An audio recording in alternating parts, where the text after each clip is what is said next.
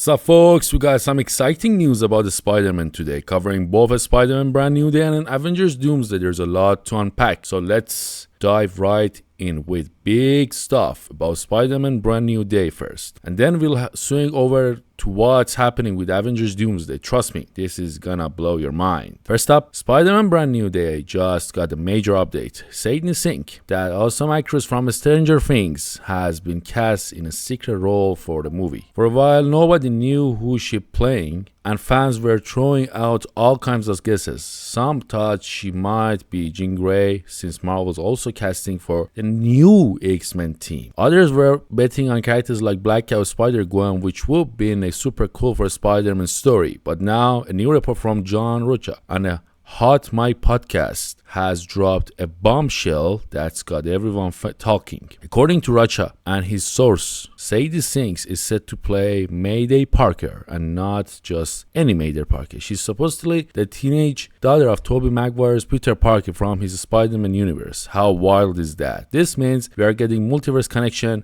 tying Spider-Man Brand New Day to Tobey's world. Mayday Parker is a fan favorite character from the comics, where she's Spider-Girl, the daughter of Peter Parker and Mary Jane. If this casting is true, it's a genuine move by Marvel Studio for a bunch of reasons. Let's break it down. The multiverse is a huge deal in the MCU right now, especially with Avengers Doomsday and Avengers Secret Wars coming up. Bringing Mayday Parker from Tobey Maguire's universe is a perfect way to show how different worlds collide. It's like how Spider-Man No Way Home brought Tobey and Andrew Garfield's Spider-Man into Tom Holland's world. That movie showed us how powerful those cross-universe moments can be, and Mayday could take it to the next level. Imagine Tom Holland's Peter Parker teaming up with Mayday Parker swinging through New York as Spider-Man and Spider-Girl.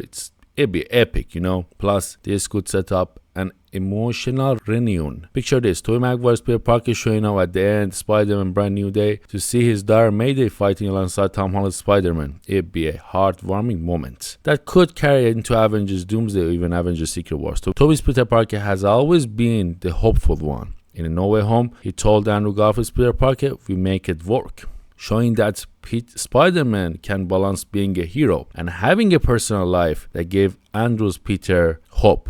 And now Mayday could do the same for Tom Holland's Peter, who's been through a lot of pain and loss. Tom's Peter Parker is in a rough spot after No Way Home. He's lost Aunt May, his friend don't remember him, and he's trying to figure out who he is as a Spider-Man. Meeting Mayday, who comes from a world where Peter Parker is a dad and still a hero, could show him that it's possible to keep going. It's not just about cool action scenes, though I'm sure those will be awesome. It's about giving Peter a reason to hope again. And for fans, seeing Spider-Man and Spider-Girl teaming up will be a dream come true. Now, why is this such a smart move for Spider-Man Brand New Day? For one, it makes the movie feel bigger and more connected to the MCU's multiverse saga. Sony, who helps make the Spider-Man movies, has been pushing for more multiversal stories, and Mayday fits that perfectly, even if we don't get Tobey or Andrew Garfield's Spider-Man in the whole movie. Having Mayday keeps that multiverse vibe going. Maybe Tobey shows up for a quick cameo at the end, or maybe he has a bigger role in Avengers Secret Wars. Either way, it ties everything together. Another cool thing is how this could shake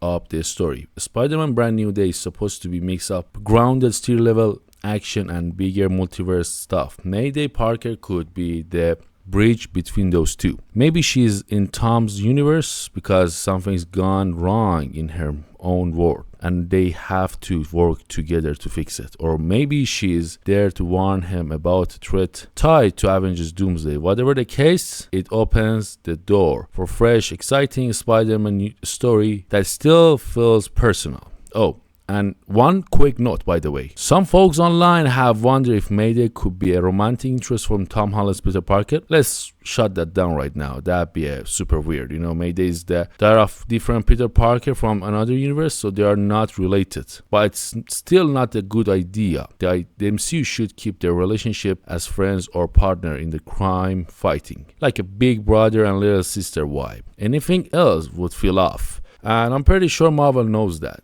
So, this update is really interesting because we're gonna see this, kind of result of Tobey Maguire's universe coming, which is Mayday Parker, and that will be perfect. It's like really nostalgic at the same time, something new coming from nostalgic universe, and the vibe and everything. It's gonna be really interesting. I'll give them to them, like, it's really interesting. Yeah, that was the video. I would like it. Don't forget to subscribe. Don't forget to like. If I forgot to mention, if you, I'll be happy to hear from the comments. See you next time.